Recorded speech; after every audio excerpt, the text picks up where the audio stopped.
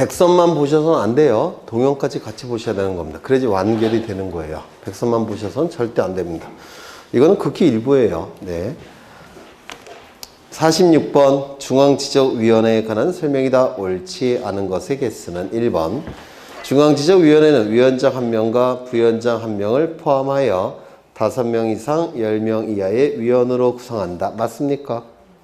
맞아요. 포함 기억하셔야 되겠죠. 그리고 5명 이상 10명 이하. 2번.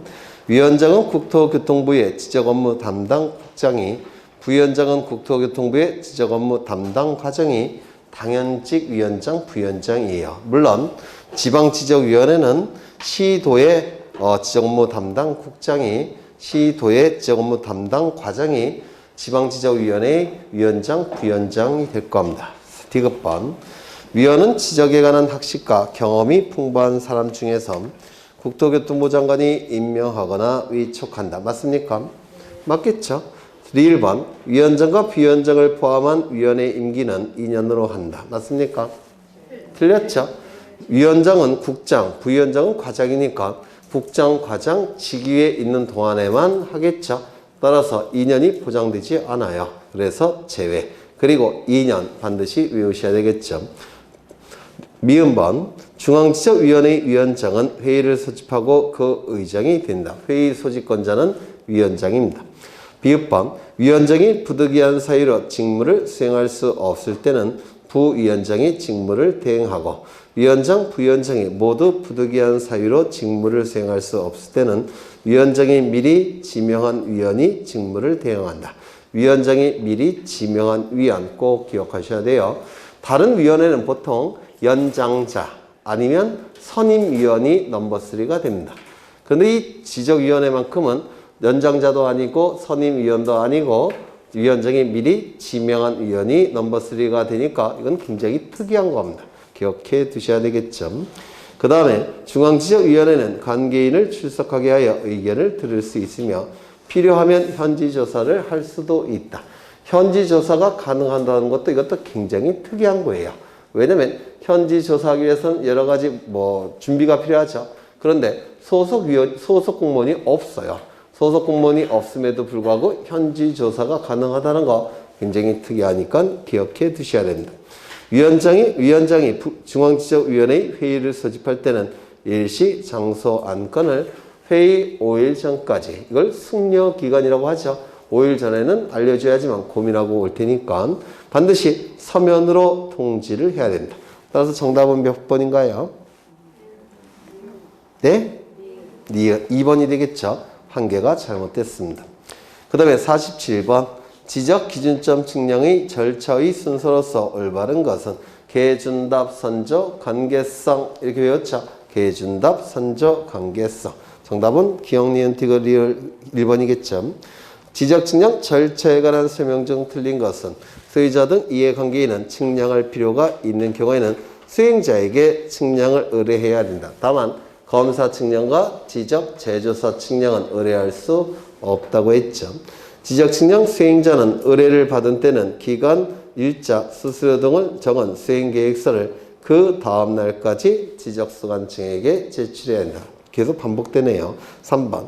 지적소관청은 지적측량 수행계획서에 따라 지적측량을 하려는 지역의 지적공부와 종합공부에 관한 전산자료를 수행자에게 제공해야만 됩니다. 이유는 측량을 잘 하라고. 보통 교재에는 없는 내용이지만 좀 기억해 두시죠. 측량 기간은 4일로 하며 검사 기간은 5일로 한다. 1번 업무의 경우에는 측량 기간은 5일, 검사 기간은 4일. 그렇죠. 그래서 이게 정답이 될 테고, 의뢰인과 수행자가 서로 합의하여 따로 기간을 정하는 경우에는 그 기간에 따르되 전체 기간의 4분의 3은 측량 기간, 4분의 1은 검사 기간으로 본다. 정답은 4번이겠죠. 지적 측량 실시 대상에 관한 설명이다. 옳지 않은 것은 지적 기준점에는 삼각점, 삼각보조점, 도근점이 있다. 2번. 경계보건 측량과 지적 현황 측량은 원칙적으로 지적소관청이 검사를 받지 아니한다. 맞겠죠?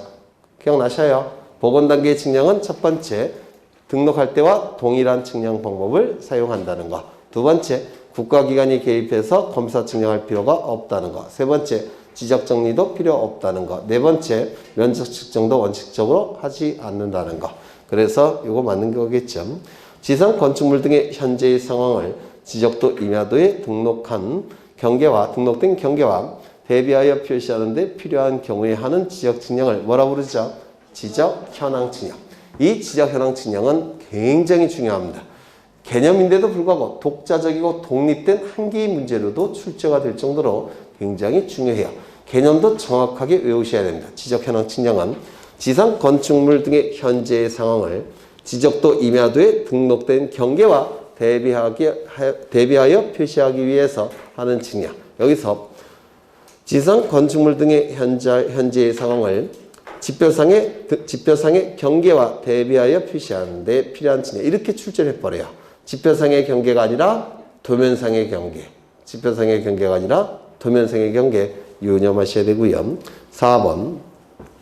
도시개발 사업 등의 시행 지역에서 토지 이동이 있는 경우에 이루어지는 지적 측량을 뭐라고 그러죠? 지적 확정 측량. 그렇죠. 도시개발 사업이 이루어지면 토지가 바둑판 모양으로 바뀌고 있기 때문에 지번 면적 경계 좌표값을 새롭게 확정해야 되고, 이때 면적 경계 좌표값은 측량을 통해서 확정하는데 이를 지적 확정 측량이라고 부르죠.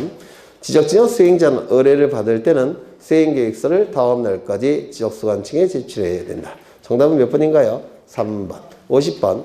다음은 도시개발 사업 등 시행 지역의 토지 이동에 관한 설명이다. 옳지 않은 것은 1번. 도시개발 사업 등의 착수, 변경, 완료 사실의 신고는 사유가 발생한 날로부터 며칠이래 합니까? 15일 이내. 15일 이내. 정말 자주 출제하죠. 도시개발 사업 등과 관련하여 토지 이동이 필요한 경우에는 사업 시행자가 지적소관청에게 토지 이동을 신청해야 한다. 맞아요. 도시개발 사업이 이루어지게 되면 소유자의 신청권을 박탈하고 사업 시행자만이 토지 이동을 신청할 수 있는 특례가 존재하죠. 그래서 맞는 집이 될 겁니다. 3번. 착수, 변경, 신고가 된 토지 소유자가 해당 토지 이동을 원하는 경우에는 사업 시행자에게 토지 이동을 신청하도록 요청해야 된다. 왜? 직접 신청할 수 없으니까 요청해야 되겠죠. 4번. 주택법에 따른 주택건설 사업 시행자가 파산 등의 이유로 토지 이동을 신청할 수 없을 때는, 그때는 파산 선고를 받게 되면, 법원에 의해서 파산 선고를 받게 되면 모든 법률 행위하는 것이 금지됩니다. 따라서 이때는 토지 이동을 신청할 수 없게 돼요. 따라서 어쩔 수 없이 주택의 시공을 보증한 자, 입지 예정자가 신청할 수밖에 없겠죠. 토지 이동은 토지 형질 변경 등의 공사가 준공된 때 토지 이동의 효력이 발생하는 것으로 봤죠. 준공 시점. 하나 더. 환지를 수반할 때는 사업 시행자는 환지 절차를 진행해야 되니까 토지 이동을 신청할 여력이 없다고 했죠. 따라서 환지 절차를 수반할 때는 어떻게 하는 겁니까? 도시개발 사업 완료 신고로 토지 이동 신청을 가름한다고 했죠. 기억나셔요? 네. 거기까지 보시면 뭐 다 득점이 될 겁니다. 정답은 1번. 등기법 1번. 다음은 등기소의 관할과 등기관에 관한 설명이다. 옳지 않은 것은 1번. 부동산이 수개의 등기소의 관할구역에 걸쳐 있을 때는 신청에 의하여 각 등기소를 관할하는 상급법원의 장이 관할등기소를 지정한다. 맞습니까? 맞죠? 다만 신청은 누구에게 하죠? 공통된 상급법원의 장에게 신청하지만 신청서는 누구에게 제출하는 겁니까? 등기소에 제출한다고 했죠. 신청은 공통의 상급법원의 장에게 신청하지만 신청서 제출은 등기소에 제출한다고 했습니다. 2번. 관할의 지정은 토지의 경우에 나타납니까? 안 나타나죠? 건물의 경우만 나타난다고 했죠. 기억나셔요? 나요? 안 나요? 안 나셔요?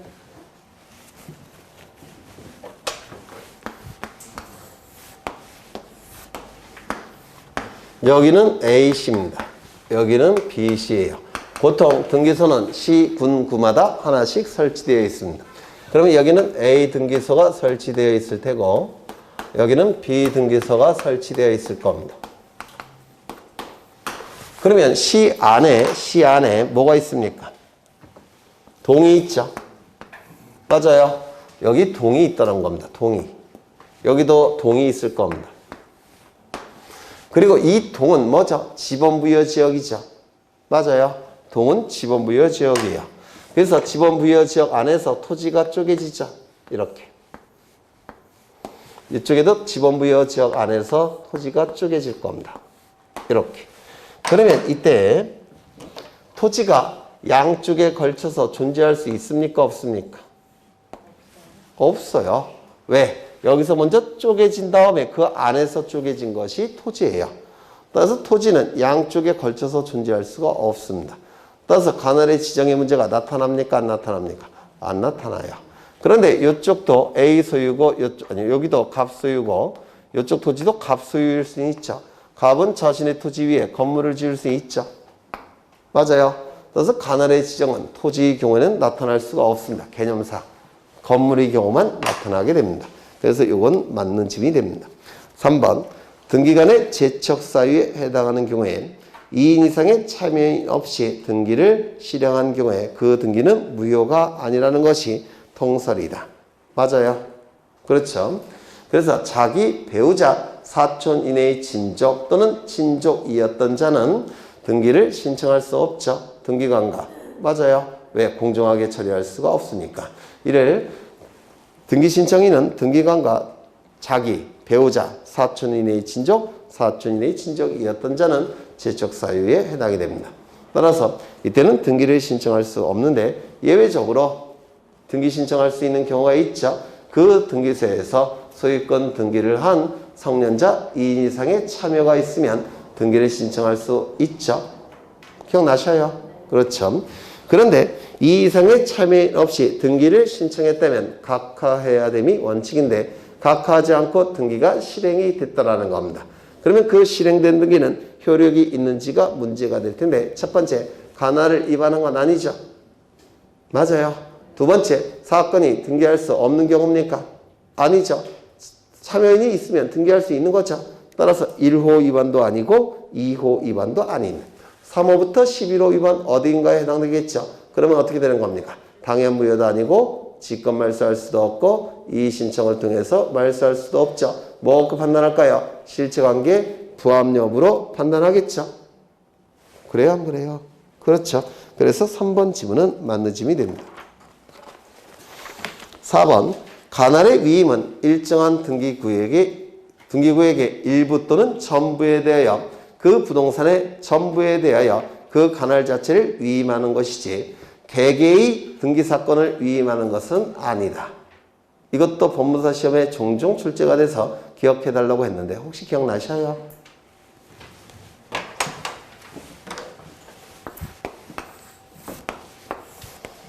등기법으로 오니까 단번에 걸리네요.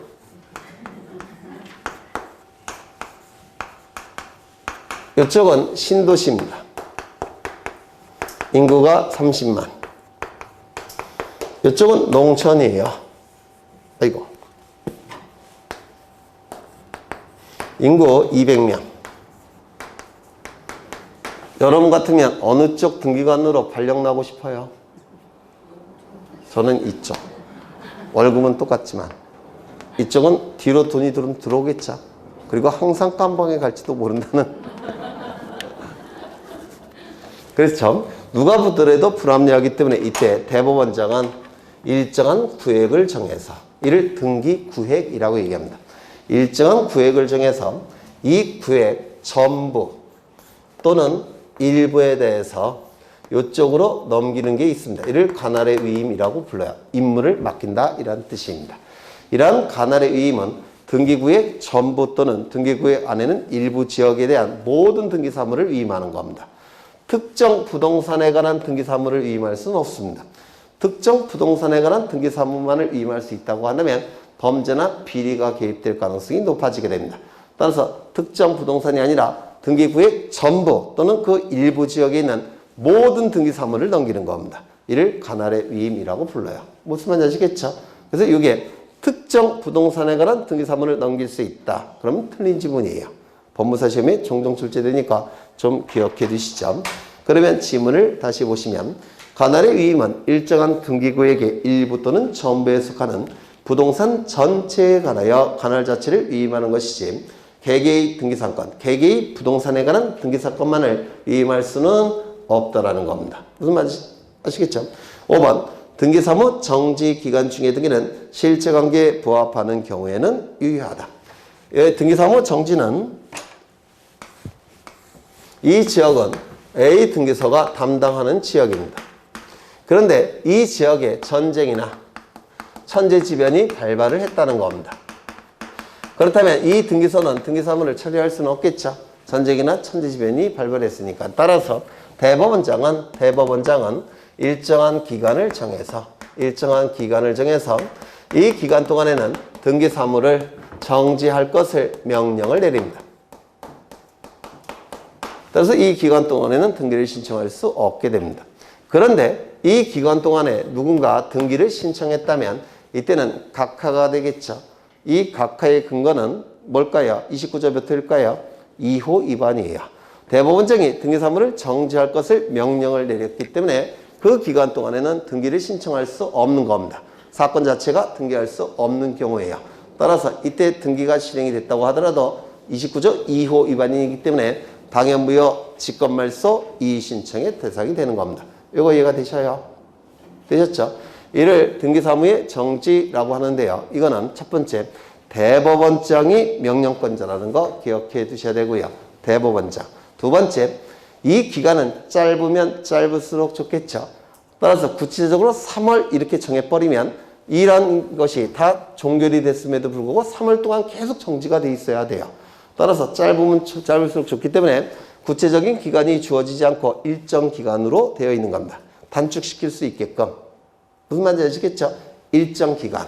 그 다음에 세 번째, 이 기간 동안의 등기 신청 사건이 등기할 것이 아닌 경우에 해당되니까 당연무효 직권말소 이의신청의 대상이 되는 겁니다. 이 세 가지 정도는 기억하셔야 돼요. 대법원장, 일정 기간, 2호 위반이라는 거. 그 정도는 좀 기억해 두십니다. 따라서 이 지문은 틀린 지문이 되겠죠. 정답은 5번. 2번 대지권 등기에 관련된 설명으로 틀린 것은 대지권 등기는 구분 건물 등기부 표제부 하단부에 하는 것이 대지권 등기 맞습니까? 이건 표제부 등기니까 소유권의 등기명인 즉 소유권자가 단독 신청을 하게 됩니다. 표제부 등기니까 단독 신청을 통해서 구분 건물 등기부 표제부 하단부의 등기관이 등기를 실행하면 등기관은 토지 등기부 해당부의 대지권이라는 뜻의 등기를 어떻게 하죠? 직권을 하죠. 정말 많이 한 거예요. 그렇죠? 그럼 1번을 보시면 대지권 등기는 신청에 의해서 이루어진다. 이때 신청은 공동신청, 단독신청. 왜? 표제부 등기니까. 2번 대지권에 대한 전세권 설정 등기는 하지 못한다. 맞았을까요? 틀렸을까요? 대지권은 비율로 존재하죠. 그 비율은 전유 부분의 면적 비율로 결정이 되죠. 맞아요. 그러면 지분 형태인데 지분에 대해서 용의권 설정이 가능합니까? 안 된다고 했죠. 대지권에 대해서는 전세권 등이 당연히 허용할 수가 없습니다. 왜? 지분이니까. 또 잊어버리셨나 보네. 그럼 또 시간이 많이 걸리는데 그림을 보시면 기억나실 거예요. 자이 아파트 1001동 101호 여기는 202호 303호 그 다음에 요 하나를 뭐라 부르죠? 구분건물. 구분건물 소유권자가 구분건물을 소유하기 위해서 반드시 가져야 될 권리가 있는데 뭐죠? 대지사용권. 맞아요. 이 대지사용권이 건물등기부 표제부 하단부에 기록이 되면 대지사용권이라는 이름은 버리고 대지권이라는 이름으로 바뀐다고 했죠. 그래서 대지권 등기가 돼서 대지권이 됐다는 겁니다. 대지권은 9명이 갖는 것이고 비율 형태로 존재하겠죠. 이 비율은 전유 부분 면적 비율로 결정이 되니까 전유 부분의 면적이 다 똑같다고 한다면 갑이 가지고 있는 대지권은 얼마입니까? 9분의 1. 기억나셔요? 이 대지권 등기가 되면 등기부에 이렇게 등기가 되죠. 303호 표제부 갑구 을구. 이 표제부는 상단부 하단부로 나눠진다고 했죠. 상단부는 건물에 관한 내용이 전유 부분의 건물의 표시. 하단부는 토지에 관한 내용이 대지권의 표시. 대지권의 종류와 대지권의 비율을 기록한다고 했죠. 맞아요. 하단부에 기록되는 등기가 뭐라고요? 대지권 등기. 그러면 대지권 등기가 실행이 되면 이 부분은 무슨 등기부의 기능을 수행한다고요? 건물 등기부의 기능을 수행할 테고, 하단부는 무슨 등기부의 기능을 수행합니까? 토지 등기부의 기능을 수행한다고 했죠.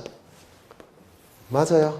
그렇다면 303호가 갑에서 을로 소유권이 이전됐다면 소유권 대지권 9분의 1도 갑에서 을로 이전이 된 것이죠. 그러면 이렇게 대지권 등기가 되어 있다면 303호 소유자가 대지권을 자신이 갖고 있으면서 303호만 을에게 소유권 이전 등기를 해줄 수 있다 없다? 방법이 없어요.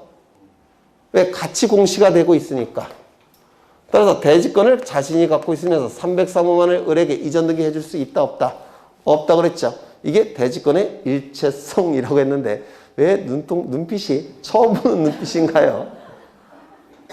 이거 제가 쉬고 있었는데 정확하게 73번째 하는 겁니다. 다시 세고 있었어요. 그러면 이거는 가능합니까? 소유권 이전에 가등기 할 수 있습니까? 소유권 이전 등기가 안 되니까 가등기도 안 되겠죠. 저당권 등기 해줄 수 있습니까? 가압류 등기 해줄 수 있습니까? 안 된다고 했죠. 그러면 대지권을 자신이 갖고 있으면서 303호만 갑이 을에게 전세권 등기를 해줄 수 있습니까? 있어요 없어요? 있죠. 왜냐면 을이 취득하는 건 전세권이고 소유권은 누가 갖고 있습니까? 갑이. 그 다음에 대지권도 누가 갖고 있습니까? 갑이. 일체성이 안 깨져요. 임차권 등기 해줄 수 있습니까? 된다고 했죠. 그 다음에 303호를 갑이 가지고 있으면서 대지권만 을에게 지분 이전 등기 해줄 수 있습니까? 있어요. 대지권과 전유 부분은 같이 움직여야 돼요. 그게 대지권의 일체성입니다. 그러면 303호를 갑이 가지고 있으면서 대지권만 을에게 이전 등기 해줄 수는 없습니다. 일체성이 깨지니까 방법이 없어요. 안 되죠. 소유권 이전에 가등기 해줄 수 있습니까? 안 되겠죠. 저당권 등기 해줄 수 있습니까? 가압류 등기 해줄 수 있습니까? 이건 공통점이 뭐예요? 소유권 이전 등기가 되는 등기들이에요. 그러면 303호를 갑이 자신이 갖고 있으면서 대지권만 을에게 지상권 등기, 지역권 등기, 전세권 등기, 임차권 등기 해줄 수 있습니까? 그래서 눈빛이 그랬던 거군요. 잊어버렸기 때문에. 안 된다고 했잖아요. 왜요? 비율이잖아요. 9분의 1. 비율에 대해서 용의권 설정이 허용됩니까? 안 돼요. 당연히 안 되는 겁니다. 비율이니까. 그렇죠. 다만 101호 소유자부터 303호 소유자 전원이 을에게 이러한 등기 해줄 수는 있다고 했죠. 이건 비율이 아니라 토지 자체니까. 기억나시죠? 네. 괜찮아요. 시험장 가면 다 생각납니다. 네.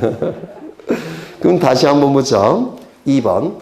대지권에 대한 전세권 설정 등기는 할 수가 없습니다. 왜? 비율 형태니까. 그렇죠. 3번.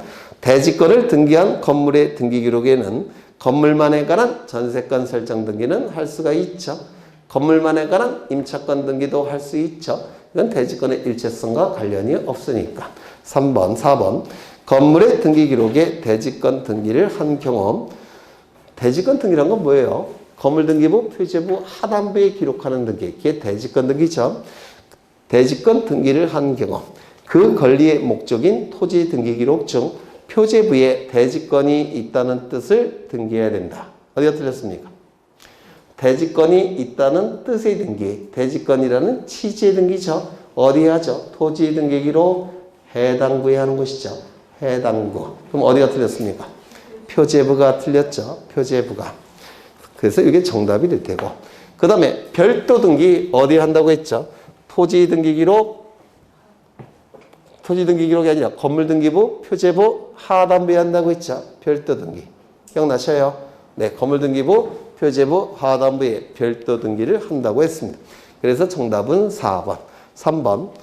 다음 중 토지 등기 기록의 표제부에 기록할 사항이 아닌 것은 몇 번인 겁니까? 네. 2번.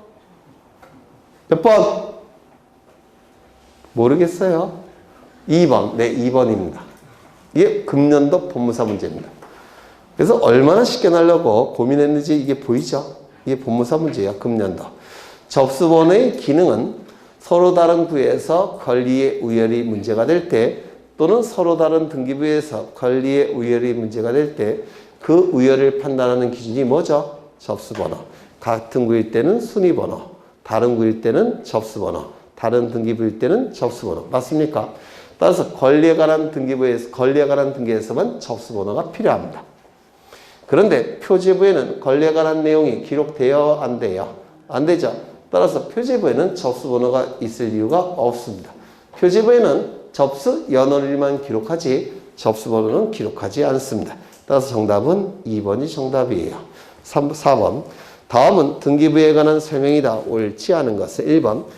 등기부는 토지등기부, 건물등기부의 2종으로 구성된다. 맞습니까? 등기부의 종류는 딱 3가지 있죠. 세 가지가 아니라 2가지 있죠. 건물등기부, 토지등기부. 다만 건물등기부는 일반 건물등기부와 집합건물등기부가 있죠. 그런데 일반 건물등기부, 집합건물등기부도 건물등기부죠. 따라서 우리 부동산 등기법은 등기부의 종류를 2가지로 법이 정해놓고 있다고 했죠. 딱 2가지입니다. 그래서 1번 지문은 맞았을 테고 2번. 등기부를 편성할 때는 한 필지 토지 한 개의 건물에 대하여 한 개의 등기기록을 둔다. 이게 뭐죠? 1부동산 1등기기록의 원칙. 다만 한 동의 건물을 구분한 건물에 있어서는 한 동 건물에 속하는 전부에 대하여 한 개의 등기기록을 둔다. 맞습니까? 따라서 집합건물 등기부에서는 법적인 부동산은 9개인데 법적인 등기부는 하나라고 했죠. 따라서 집합건물 등기부에서는 1부동산 1등기기록의 원칙이 적용되지 않는다라고 했습니다. 다만 실질로 본다면 개개의 구분 건물마다 표제부, 갑구, 을구가 따로 존재하기 때문에 실질이라는 단어가 들어가면 집합건물 등기부도 1부동산 1등기기록의 원칙이 적용된다라고 이것도 88번 얘기했는데 기억나시죠? 네. 그래서 이 지문은 맞습니다. 3번.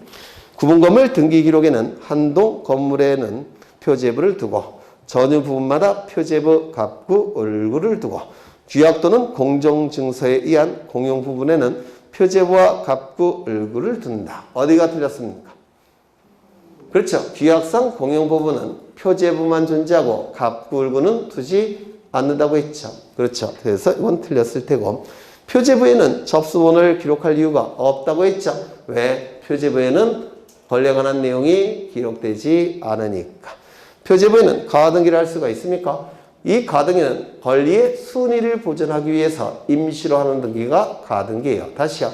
권리의 순위를 보존하기 위해서 임시로 하는 등기가 가등기입니다. 문제는 표제부에는 권리에 관한 내용이 기록되지 않기 때문에 표제부에는 가등기를 할 이유가 전혀 없습니다. 그래서 맞는 지문이 될 테고 표제부 등기에는 등기의 추정적 효력이 인정이 된다. 이 등기의 추정력은 정확한 표현이 등기의 권리 추정력입니다. 권리에 관한 등기에서만 추정력이 인정되기 때문에 갑구, 을구에서만 추정력이 나타나게 돼요. 표제부는 권리에 관한 내용이 기록되지 않기 때문에 등기의 추정력이 인정될 여지가 전혀 없습니다. 따라서 정답은 몇 번입니까? 네? 2개. 디귿과 비읍이 틀렸죠? 디귿, 비읍이 틀렸습니다. 정답은 2번. 5번. 등기의 효력에 관한 설명으로 옳은 것은 1번. 토지거래 허가구역 내의 토지에 관하여 중간생략 등기 합의하에 최초 매도인과 최종 매수인을 당사자로 하는 토지거래 허가를 받아 최초 매도인으로부터 중간 매수인 앞으로 한 소유권 이전 등기는 유효하다. 틀렸겠죠?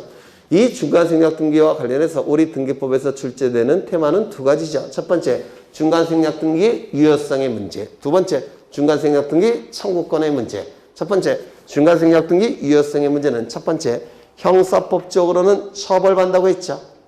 기억나셔요? 하지만 민사법적으로는 어떻다고 했죠?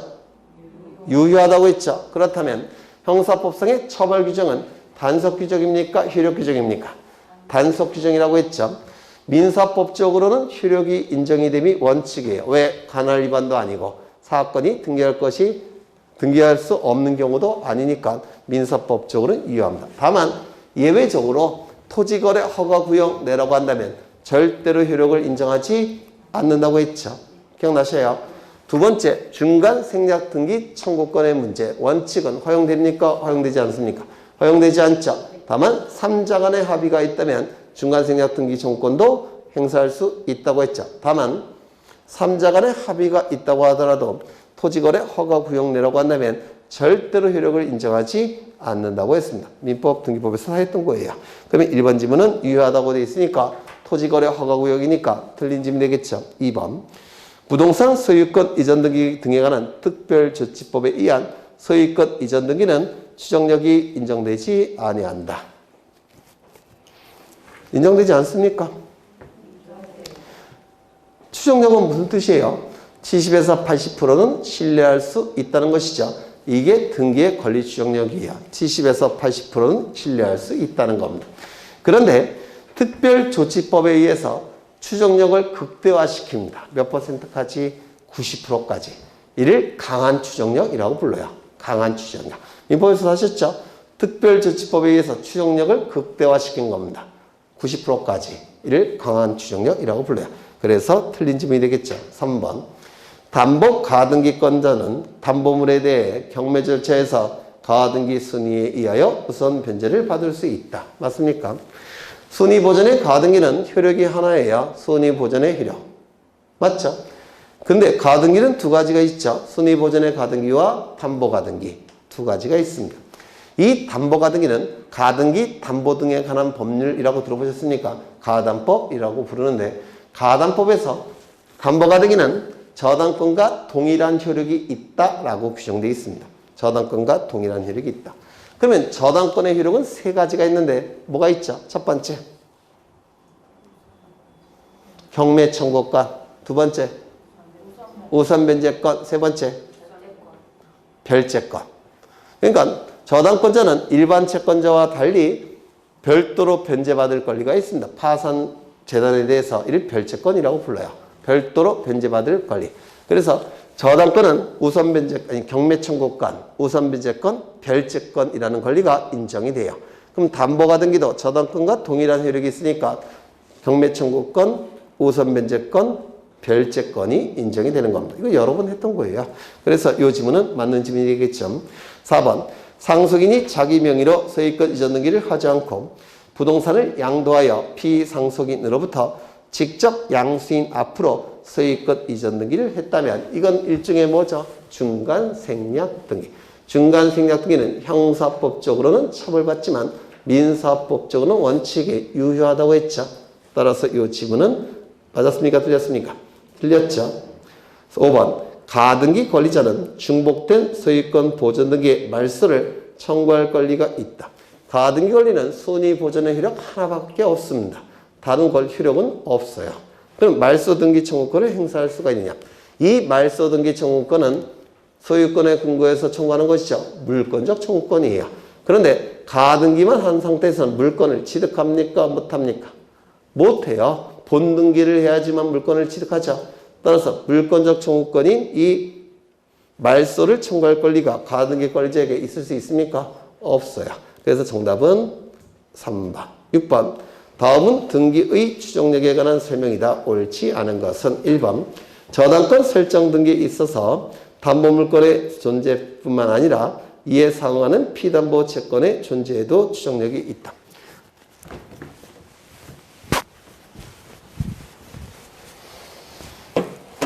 다 하셨을 텐데 범위, 등기 추정력의 범위, 물적 범위가 있고 그리고 인적 범위가 있습니다. 민법에서 다 하신 거예요. 물적 범위 세 가지를 반드시 기억해 달라고 했죠. 첫 번째 뭐가 있죠? 등기권리 적법 추정. 기억나실까요? 두 번째는요. 등기본인 적법 추정. 세 번째, 등기 절차 적법 추정. 이 세 가지를 등기의 추정력의 물적 범위라고 얘기를 해요. 그러면 등기권리 적법 추정은 무슨 뜻이냐면 등기부에 등기된 권리는 등기명인에게 적법하게 존재한다라고 추정해 주겠다는 겁니다. 즉 70에서 80%는 믿을 수 있다는 겁니다. 이를 등기권리 적법 추정이라고 얘기합니다. 그렇다면 등기부 을구에 저당권 등기가 되어 있다면 그 등기명인에게 저당권이 존재한다고 추정해 주겠다는 겁니다. 이를 등기권리 적법 추정이라고 불러요. 그러면 부종성에 의해서 저당권이 추정이 된다면 피담보 채권도 추정이 돼야 되겠죠. 맞아요. 그래서 저당권이 추정이 되면 부종성에 의해서 당연히 피담보 권리도 추정이 되는 겁니다. 그 다음에 등기원인 적법 추정. 등기부에 매매라고 등기원인이 기록되어 있다면 당사자 간에 매매가 있었다고 70에서 80%는 믿어주겠다는 겁니다. 이를 등기원인 적법 추정이라고 불러요. 이게 인정되는 이유는 등기원인 증서가 등기소에 제공되기 때문에 그렇습니다. 그 다음에 세 번째, 등기절차 적법 추정.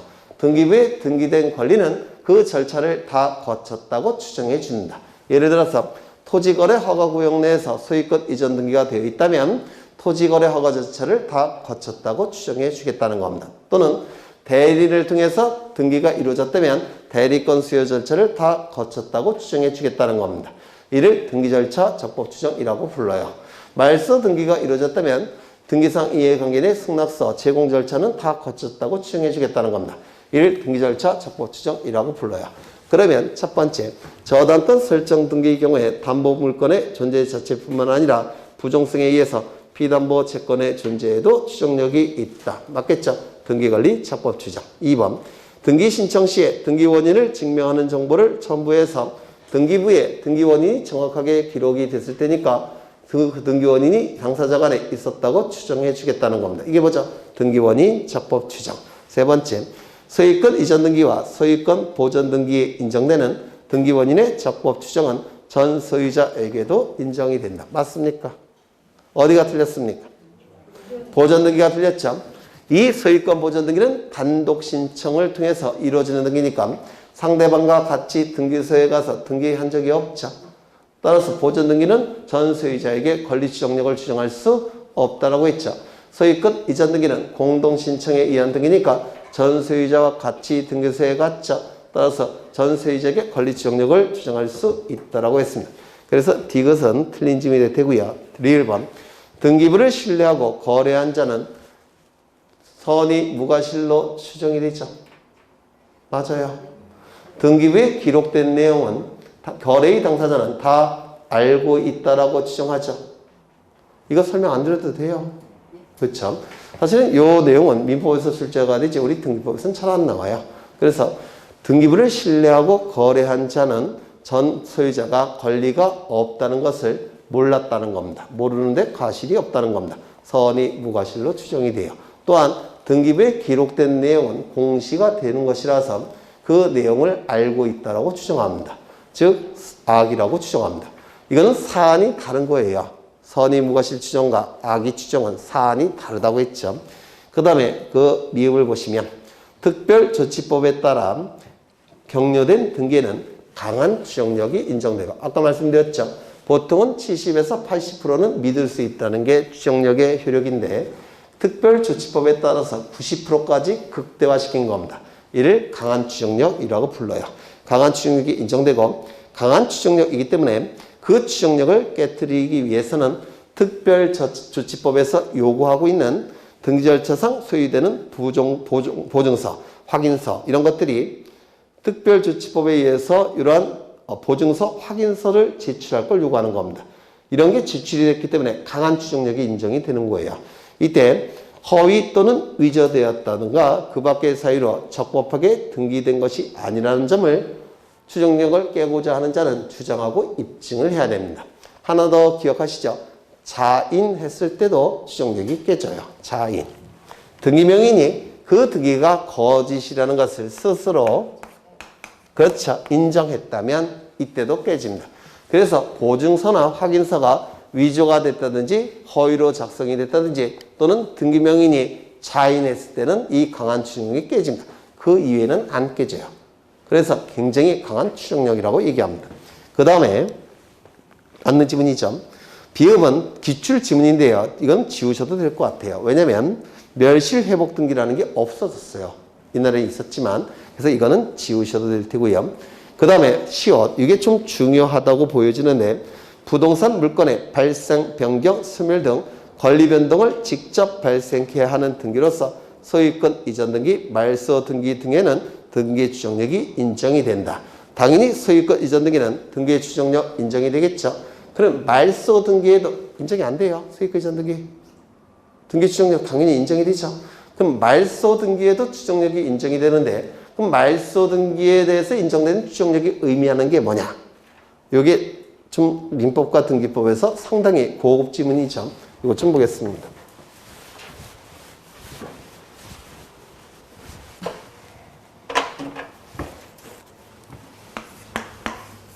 아이고 너무 크게 되겠다.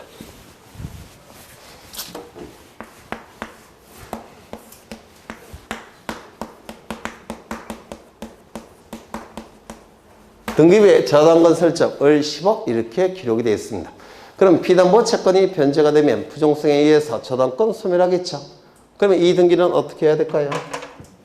말소돼야 되겠죠. 2번 1번 저당권 말소 이렇게 될 겁니다. 그러면 이 말소 등기 절차 적법 추정에 의해서 말소 등기는 적법하게 이루어졌다라고 추정을 합니다. 말소 등기는 적법하게 이루어졌다고 추정이 돼요. 그러면 이때 이 말소 등기는 적법하게 이루어졌다고 추정이 되니까 이 을은 저당권이 존재한다고 볼 수 있습니까? 없더라는 겁니다. 저당권이 소멸되었다는 것이 추정이 되는 겁니다. 말소 등기 때문에. 이거 이해가 되셔요? 그래서 말소 등기가 이루어지면 그 등기 명인의 권리가 소멸되었거나 부존재가 추정이 되는 겁니다. 말소 등기 때문에. 이게 말소 등기 추정력이라고 불러요. 이거 이해가 되실까요? 그런데 만약에 이 말소 등기가 처음부터 잘못된 것이 입증이 됐다면 을의 저당권은 소멸되지 않은 것으로 추정이 되는 겁니다. 이게 말소 등기 추정력이에요. 그래서 굉장히 좀 어려운데 민법에서 혹시 하셨나요? 말소 등기 추정력. 말소 등기가 적법하게 이루어졌다면 등기 절차 적법 추정에 의해서 말소된 등기 명인의 권리는 적법하게 소멸되었음이 추정이 되는 겁니다. 이게 말소 등기 추정력이에요. 말소 등기가 부적법하게 이루어졌다면 말소된 등기 명인의 권리는 존재한다고 추정해 주겠다는 겁니다. 말소 등기가 부적법하게 이루어졌으니까 얼핏 이해가 되셔요? 네. 표정은 아닌 것 같은데. 그럼 하나만 기억하죠. 말소 등기에도 추정력이 있다 없다? 있다. 말소 등기도 추정력이 인정이 된다는 겁니다. 이게 특이한 거예요. 그렇죠? 그래서 정답은 몇 번일까요? 네, 디귿 하나만 틀렸나요? 네, 하나 1번이 정답이 되겠네요. 1번. 7번 규약상 공용 부분에 관한 등기에 대한 설명 중 틀린 것은 1번 규약상 공용 부분이라는 뜻의 등기는 어디에 하죠?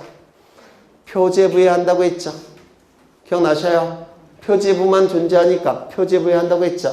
2번 규약상 공용 부분으로 한 건물의 소유권의 등기명인이 단독으로 신청한다. 왜요? 표제부 등기니까. 맞아요. 그렇죠. 3번 일반적으로 규약상 공용 부분은 구분 소유자 전원의 공유에 속함이 원칙이므로 공유자의 이에 대한 지분은 그가 가지는 전유 부분의 처분에 따른다. 맞았을까요? 맞아요. 관리사무소 또는 노인정 같은 게 규약상 공용 부분이죠. 그러면 구분소유권자 갑이 303호를 을에게 넘기면 관리사무소 노인정에 대한 권리도 같이 따라가겠죠. 이걸 민법에서 뭐라 얘기합니까? 공용 부분의 일체성. 민법에서도 중요하고 등기법에서도 중요하죠. 그래서 규약상 공용 부분은 표제부만 있고 갑구, 을구가 존재하지 않기 때문에 규약상 공용 부분에 대한 권리에 관한 등기는 할 수가 없습니다. 갑구, 을구가 없으니까 이거 이해가 되셔요? 따라서 전유 부분에 대한 권리가 넘어가면 공용 부분도 자동적으로 따라가는 겁니다. 이를 규약 공용 부분의 일체성이라고 얘기할 겁니다. 그래서 이 지문은 맞는 지문이 되겠죠. 4번 공용 부분이라는 뜻을 정한 규약을 폐지했다면 공용 부분이 다시 원상태로 복귀하겠죠. 뭐로? 전유 부분으로. 따라서 그 부분의 취득자는 지체 없이 무슨 등기를 신청한다고 했습니까? 보전 등기를 신청하죠. 맞아요. 이전 등기가 아니라 보전 등기. 따라서 단독 신청입니까? 공동 신청입니까? 단독 신청. 그러면 단독 신청을 통해서 보존 등기가 이루어졌다면 규약성 공용 부분이라는 취지가 기록된 표제부는 내버려 둘까요? 그거 없애야 될까요? 네? 여기 표제부가 있고 갑구는 규약성 공용 부분은 없다고 그랬죠? 을구도 없죠. 그런데 규약을 폐지하게 되면 공용 부분이 다시 전유부분으로 복귀가 되겠죠. 그러면 그 부분을 취득하는 자는 무슨 등기 신청한다고 했습니까? 갑구를 만드는 보존 등기를 신청한다고 했죠. 1번 소유권 보존 A 이렇게. 그러면 여기에 기록되어 있던 규약성 공용 부분이라는 취지 등기는 어떻게 해야 돼요? 없애야 되죠. 맞아요. 그런데 규약성 공용 부분이라는 취지 등기는 단독 신청을 통해서 했죠. 그럼 말소는 어떻게 할까요? 단독 신청을 통해서 함의 원칙이겠죠. 그런데 보존 등기를 통해서 소유자가 별도로 존재하기 때문에 등기관은 이게 필요 없다는 것을 직관적으로 알게 됩니다. 따라서 규약성 공용 부분이라는 취지의 등기는 단독 신청 말소가 아니라 직권 말소예요. 보존 등기를 한 등기관이 직권으로 말소하는 겁니다. 이것 좀 기억해 두시죠. 고급 지문으로 출제가 될 겁니다. 다시요. 규약성 공용 부분이라는 사실의 등기는 등기가 실행이 될 때는 단독 신청을 통해서 실행이 되겠지만 규약이 폐지돼서 보존 등기를 실행한 등기관이 규약성 공용 부분이라는 취지 등기는 어떻게 말소한다고요? 직권 말소. 그래서 등기법의 수준은 공간정보법과 차원이 다르죠. 나만 그렇게 생각하나? 5번 등기관이 규약성 공용 부분이라는 뜻의 등기를 할 때는 갑구, 그러니까 갑구와 을구를 얘기하는 겁니다. 갑과 을구의 소유권과 그 밖의 권리에 관한 등기의 말소 표시를 해야 된다. 규약성 공용 부분이라는 뜻의 등기를 했다면 갑구, 을구는 존재해서는 안 되겠죠. 맞아요. 그래서 갑구, 을구에 기록된 등기는 등기관이 어떻게 한다고요? 다 말소를 해버린다는 겁니다. 왜? 갑구, 을구는 존재해서는 안 되니까. 그렇죠. 정답은 몇 번일까요? 4번. 6, 8번. 집합건물 등기에 관한 설명으로 옳은 것은 1번. 등기관이 구분 건물의 대지권 등기를 한 경우에 건축물 대장 소관청의 촉탁으로 대지권의 목적인 토지 등기 기록에 소유권, 지역권, 전세권, 임차권이 대지권이라는 뜻을 기록해야 된다. 두 가지가 틀렸는데 대지권 등기가 실행이 되면 등기관은 토지 등기 기록 해당 구에 대지권이라는 뜻의 등기를 어떻게 하죠? 직권으로 하죠. 맞아요. 그러면 대장 소관청이 촉탁에 의한 겁니까? 직권입니까? 직권. 그래서 촉탁이 틀린 질문이 되겠죠. 두 번째, 대지권이나 대지사용권은 4개의 권리가 대지권이나 대지사용권이 될 수 있죠. 소유권, 지상권, 전세권, 임차권. 지역권은 대지권이나 대지사용권이 될 수 없죠. 맞아요. 그래서 지역권이 틀렸습니다. 두 군데가 틀린 거예요. 촉탁, 지역권. 2번. 구분건물로서 대지권 변경이 있는 경우에는 구분건물 소유권의 등기 명의인은 한동 건물에 속하는 다른 구분건물의 소유권의 등기 명의를 대비하여 대지권의 변경 등기를 신청할 수 있다. 맞았을까요? 틀렸을까요? 네. 이 구분건물 등기부 표제부는 동시에 만들어져야 되고 변경이 될 때도 동시에 변경이 돼야 되고 말소될 때도 원칙은 동시에 말소함이 원칙이라고 했죠. 그러면 대지권의 내용이 바뀌었다고 한다면 구분 소유권자 1위는 자신의 구분 건물에 대해서 대지권 변경 등기를 직접 신청하고 나머지 대지권 변경 등기는 소유자를 대위해서 신청하고 두 개의 등기는 어떻게 신청해야 되죠? 동시에 신청해야 되죠. 기억나셔요? 네. 믿어보겠습니다. 네. 그래서 이 지문은 틀렸습니까? 맞았습니까?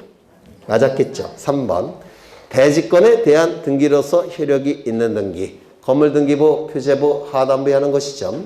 대지권의 목적인 토지등기기록 중 해당 구의 한 등기. 이거는 토지등기부에서 이루어지는 등기죠.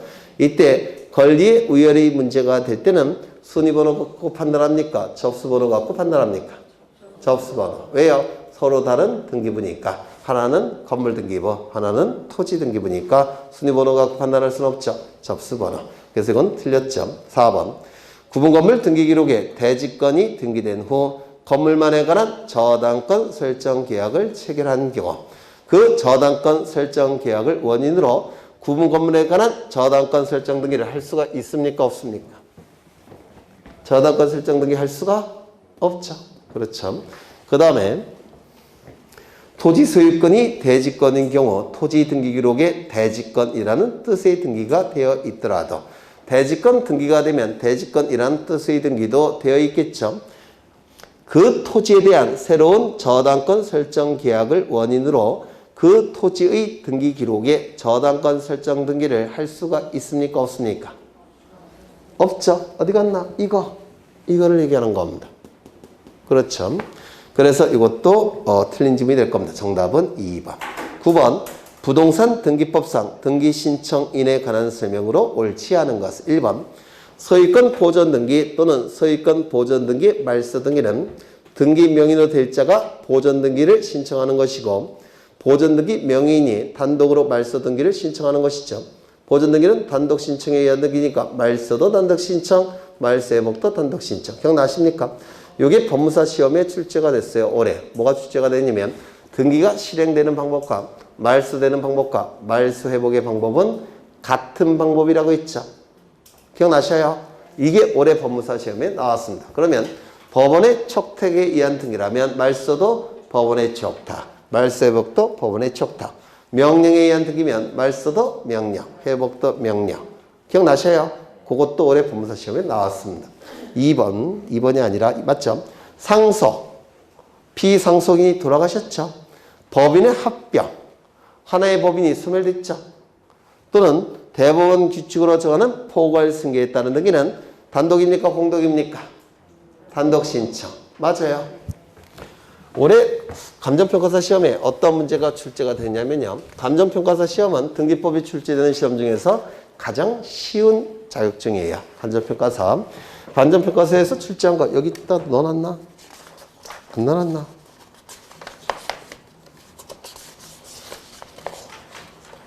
동영에다가 넣는 것 같은데 동영에서 보신 것 같은데 잊어버렸네. 순간적으로. 지금 뭘 하다가 이게 출제됐습니다. 합병은 두 가지가 있습니다. 합병. 두 가지 종류의 합병이 있는데요. A라는 법인이 만들어지고 존재하고 B라는 법인이 있는데요. 두 개의 법인이 합쳐질 수 있죠. 이때 합쳐져 갖고 새로운 법인이 나타납니다. 이를 신설합병이라고 불러요. 기존의 법인은 합병해서 소멸하고 새로운 법인이 신설된 겁니다. 신설합병이라고 부르고요. 이런 경우도 있습니다. A라는 법인이 있고요. B라는 법인이 있는데 이때 B라는 법인이 여전히 존재합니다. 이걸 뭐라고 부르냐면 흡수합병이라고 부릅니다. 흡수합병. 무슨 뜻인가요? B법인이 A법인을 흡수한 것이죠. 그래서 합병의 종류는 두 가지가 있습니다. 신설합병, 흡수합병. 이때 요 A법인은 부동산을 가지고 있을 수 있겠죠. 그러면 A법인과 B법인이 소멸하게 되면 합병을 통해서 소멸해서 C법인이 탄생하죠. 그러면 이건 법률 규정에 의해서 C법인이 부동산 소유권을 취득하기 때문에 187조가 적용이 돼요. 따라서 C법인이 저 부동산에 대한 소유권자입니다.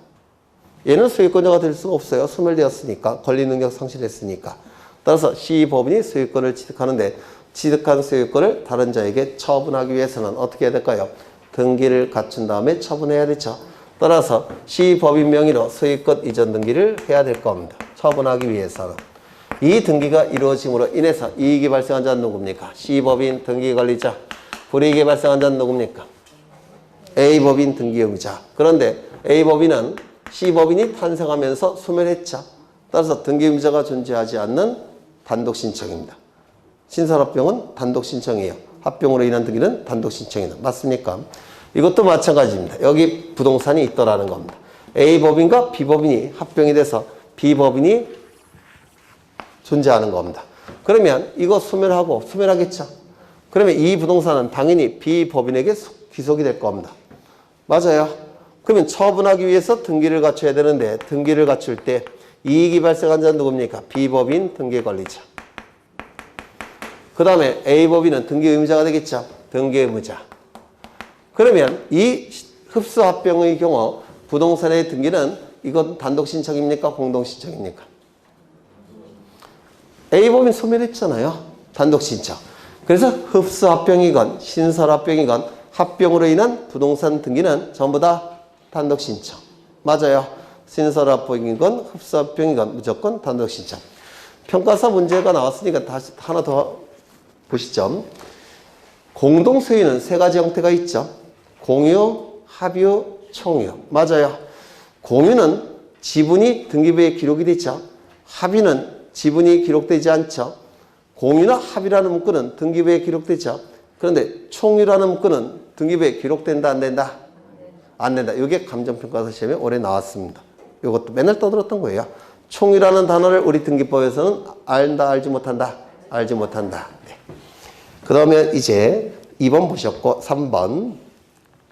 이행 판결에 의한 등기는 승소한 등기 관리자 또는 등기 의무자가 단독으로 신청한다. 맞습니까?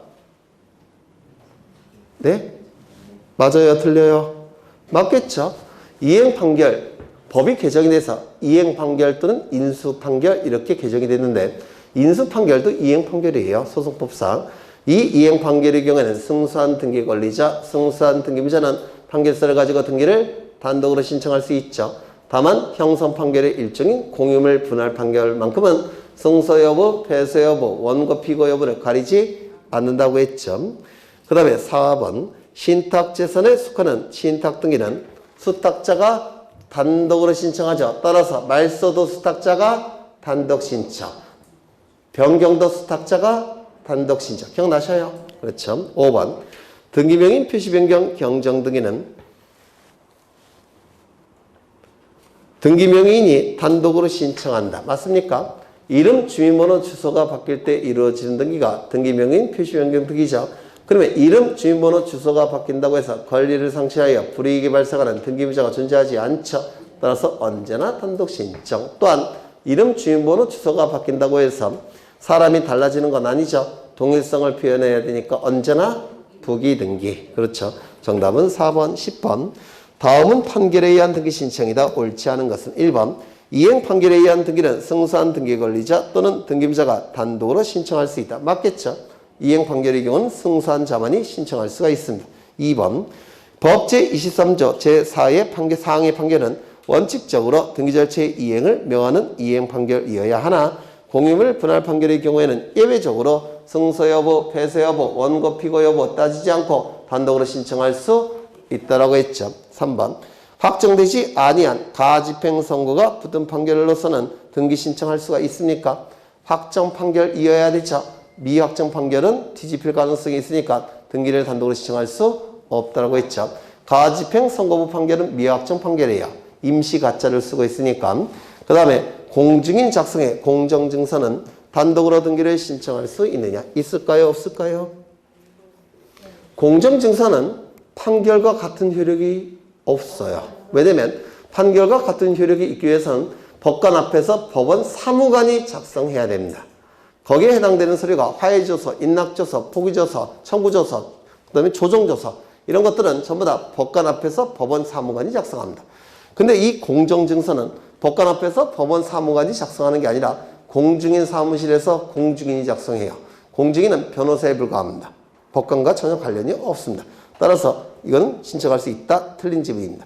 2번, 미음번. 승소한 등기부자가 단독으로 등기를 신청할 때는 그의 권리에 관한 등기필 정보를 제공하지 아니한다. 맞습니까?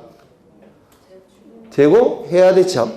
이 등기필 정보는 자신에게 권리가 있다는 사실을 등기관에게 확인시키기 위해서 등기 의무자가 등기소에 제공하는 것이 등기필 정보죠. 따라서 공동신청의 경우 등기 의무자가 등기소에 제공하는 게 등기필 정보예요. 그렇다면 단독 신청의 경우에는 등기필 정보를 제공하지 않는 게 원칙이죠. 다만 예외적으로 단독 신청일지라도 등기 의무자가 단독 신청하는 경우에는 등기필 정보를 등기소에 제공한다고 했죠. 두 가지. 첫 번째, 승소한 등기 의무자의 판결에 의한 등기 신청. 하나 더, 가등기 명인이 가등기 말소 등기를 단독으로 신청하는 경우. 이 두 가지를 좀 외워달라고 했죠. 다시요. 승소한 등기 의무자의 판결에 의한 등기 신청. 두 번째, 가등기 명인이 가등기 말소 등기를 단독으로 신청하는 경우. 가등기 명인이 가등기 말소 등기를 단독으로 신청하는 경우 가등기필 정보를 등기소에 제공해야 됩니다. 그래서 이 지문은 맞았습니까? 틀렸죠? 틀렸죠? 네. 그 다음에 패소한 등기부자는 판결에 의하여 직접 등기권리자 명의의 등기 신청을 하거나 승소한 등기권리자를 대위하여 등기 신청을 할 수 없다. 원칙은 아무 말도 없으면 원칙에 따라서 해결해야 되니까 이행 판결을 전제로 하는 겁니다. 무슨 말인지 아시겠죠? 아무 얘기도 없으면 이행 판결을 전제로 해요. 그럼 패소한 자는 등기 신청할 수 있습니까? 없죠. 그래서 맞는 짐이 될 테고. 시옷, 공유물 분할 판결이 확정되면 승소한 원고만이 단독으로 공유물 분할을 원인으로 한 지분이전 등기를 신청할 수 있다. 맞았습니까? 들렸죠? 공유물 분할 판결만큼은 원고 피고 여부를 따지지 않고 승소 여부도 따지지 않는다고 했죠. 소유권 이전 등기를 신청할 때는 해당 허가서 등의 현존 사실이 판결서 등에 기재되어 있다 하더라도 행정관청의 허가 등을 증명한 서면을 반드시 제출해야 된다. 맞았어요? 틀렸어요? 네, 이건 패스. 좀 이따 설명을 드릴 거예요. 왜냐면 법무사 시험에 올해 나왔습니다. 요게. 그래서 좀 이따 설명을 드릴 거고요. 지읒. 이것도 올해 법무사 시험에 나온 겁니다. 요것도 소유권 지분 10분의 3을 양도한다고 한 화해조서. 화해조서는 확정 판결과 같은 효력이 있습니다. 법원 법관 앞에서 법원 사무관이 작성했으니까 등기절차의 이행을 명하는 판결이 아닌 경우이므로 등기절차의 이행을 명하는 판결은 이행 판결이죠. 그러면 이행 판결은 주문의 끝문장이 이행하라로 끝나죠. 확인한다로 끝나면 확인 판결, 이행하라로 끝나면 이행 판결, 한다로 끝나면 형성 판결. 맞아요. 그러면 이거는 한다로 끝났으니까 이행 판결과 같은 효력이 없겠네요.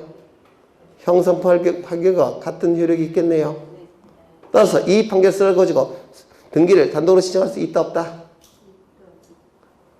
이행 판결의 경우 승소한 등기 권리자, 승소한 등기 의무자가 단독으로 신청할 수 있다고 했죠. 공유물 분할 판결만 승소 여부를 따지지 않는다고 했죠. 그러면 이거는 이행 판결이 아니니까 단독으로 등기 신청할 수 있다 없다? 없다가 맞습니다. 이행 판결이 아니니까 어려우셔요? 거기 답을 다 가르쳐주고 있는데 이행을 명하는 판결이 아닌 경우이므로 그 다음에 여기 이행을 마지막으로 보겠습니다. 오늘 이게 법무사 시험에 나왔던 건데 설명을 드렸던 거예요. 기억이 안 나셔서 그렇지 한 5번 정도 설명을 해주셨나 싶은데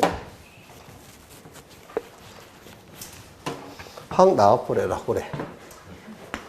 여기 갑이 부동산의 소유자입니다. 갑이 을과 거래를 합니다. 그리고 등기까지 이루어지게 되면 갑의 물건은 을의 물건으로 변동되겠죠. 그런데 거래를 하는 경우 일정한 거래의 경우에는 제3자의 동의나 승낙이나 허가를 받아야 되는 경우가 있습니다. 일정한 거래의 경우에는 그럼 허가는 동의는 언제 받죠? 미성년자가 거래를 할 때는 법정 대리인의 동의가 필요하죠. 맞아요. 승낙은 언제 받을까요? 임차권을 양도할 때는 임대인의 승낙이 필요하죠. 맞아요. 허가는 언제 받죠? 토지거래 허가구역 내라고 한다면 관할관청의 허가를 받는 경우가 있겠죠. 그래서 일정한 거래의 경우 제3자의 동의 승낙 허가가 있어야 되는 경우가 있어요. 이때는 등기를 갑과 을이 신청할 때 제3자의 동의 승낙 허가서를 같이 첨부를 해야 될 겁니다. 여기까지 이해가 되셔요? 안 되셔요? 되시죠? 이때 을은 등기를 신청하고 싶은데 갑은 등기를 안 해주더라는 겁니다. 그러면 을은 칼 들고 뛰어가야 됩니까? 아니죠. 공권력의 도움을 받겠죠. 법원에 소송을 제기할 겁니다. 법원에 소송을 제기하면 여기다 써야 되는데 소송을 제기하면서 각종 증거를 제출하겠죠. 그러면 법원에서는 을 승소 판결을 내줄 겁니다. 그리고 그 판결이 확정이 되면 이제 요 을은 승소한 등기 권리자로서 등기를 단독으로 신청할 수 있겠죠. 맞아요. 이때 이 판결서는 주문이 있을 테고, 그리고 이유가 나올 테고, 그리고 원고와 피고를 기록하는 칸이 있을 겁니다. 맞아요. 이때 요 이후에 제3자의 동의, 승낙, 허가가 판결 이후에 기록이 됐건, 기록이 되지 않았건, 제3자의 동의, 승낙, 허가서는 원칙적으로 등기소에 제공할 필요가 없습니다. 왜 그럴까요? 판결서를 가지고 등기 진정성이 확보되기 때문에 그렇습니다. 보통 제3자는 재판이 이루어지는 과정에서 증인으로 출석하겠죠. 그리고 증언하겠죠. 증언을 통해서 제3자의 동의, 승낙, 허가 여부가 재판 과정에서 확인되겠죠. 따라서 등기 진정성이 재판 과정을 통해서 확인이 되기 때문에 제3자의 동의, 승낙, 허가 여부가 판결 이후에 기록이 되건 기록되지 않건 제3자의 동의, 승낙, 허가서는 판결에 의한 등기 신청 시 첨부하지 않습니다. 이거 이해가 되셔요? 되시죠? 그런데 요 제3자가 행정관청이라고 한다면 얘기가 달라집니다. 행정관청이라고 하면 사법부와 대등한 행정부를 얘기하는 건데요. 출두를 법원의 증인으로 출석하는 경우도 있고 출석하지 않는 경우도 있죠. 예를 들어서 장관이 법원의 재판 증인으로 출석하는 경우 신문에 좀 봅니까? 거의 없잖아요. 따라서 행정관청의 경우에는 이 판결 이후에 행정관청의 동의, 승낙, 허가가 기록되어 있다면 행정관청의 동의, 승낙, 허가서는 등기소에 제공할 필요가 없지만 무슨 뜻이에요? 증인으로 출석해서 증언했다는 뜻이죠. 그때는 행정관청의 동의, 승낙, 허가서는 제공할 필요가 없습니다. 그런데 기록되어 있지 않다면 증인으로 출석을 안 한 것이죠. 맞아요. 따라서 이때는 별도로 제공을 해야 됩니다. 언제? 제3자가 행정관청일 때는. 이거 옛날에 했는데 기억 나시는 분도 있을 텐데. 세 번째, 제3자가 행정관청이고 등기의 목적이 소유권 이전 등기라고 한다면 이때 또 얘기가 달라집니다. 왜냐하면 모든 권리 중에서 으뜸이 되는 권리는 뭐죠? 소유권. 소유권이 넘어가는 등기죠. 맞아요. 이때는 또 얘기가 달라집니다. 이때는 워낙 중요한 권리가 넘어가기 때문에 이때는 행정관청의 동의, 승낙, 허가가 판결 이후에 기록이 됐건 기록되지 않았건 무조건 행정관청의 동의, 승낙, 허가서는 무조건 제공을 해야 됩니다. 워낙 중요한 권리가 넘어가고 있기 때문에 이렇게 달라지게 돼요. 그러면 이제 머리가 복잡해지죠. 저걸 어떻게 외우나. 그렇죠. 그래서 제가 볼 때는 두 가지만 기억하시면 돼요. 그래서 제3자가 아무 묻고 없이 제3자의 동의, 승낙, 허가라고 한다면 판결에 의한 등기 신청일 때는 첨부할 필요가 없다는 겁니다. 그런데 제3자가 행정관청이면서 동시에 소유권 이전 등이라고 한다면 무조건 제공해야 된다는 겁니다. 이렇게 두 가지만이라도 좀 기억하시죠. 금년도 법무사 시험에 나왔기 때문에 좀 기억하실 필요가 있습니다. 그러면 지문을 보시죠. 2형. 소유권 이전 등기를 신청할 때 해당 허가서 등의 현존 사실이 판결서 등에 기재되어 있다 하더라도 행정관청의 허가 등을 증명하는 서면은 반드시 제출해야 된다. 맞을까요? 틀렸을까요? 찾아보죠. 행정관청이라는 단어 있습니까? 있죠. 소유권 이전 등기라는 단어 있습니까? 있죠. 이때는 무조건 제공해야 된다는 겁니다. 소유권 이전 등기라는 단어도 없고 행정관청이라는 단어도 없다면 무조건 제공하지 않습니다. 이 두 개만이라도 좀 기억하시죠. 물론 출제 확률이 높은 것도 이 두 개예요. 네. 그래서 오늘은 여기까지만 보겠습니다. 그래서 이 백선 자체가 중요한 게 아니고요. 동형 120문제 그리고 백선 이게 완결이에요. 그걸 다 보셔야 됩니다. 220문제 그 정도는 보셔야 됩니다. 그래서 동형 자료 갖고 이제 개정사항이 주로 나간 것이고요. 백선 갖고 금년에 출제됐던 다른 문제들이 나가는 겁니다. 그래서 두 개를 다 보셔야 돼요. 거의 24개 중에서 20개 이상은 여기서 걸릴 겁니다. 아마도 고생하셨고 다음 주에 뵙겠습니다. 수고하셨습니다.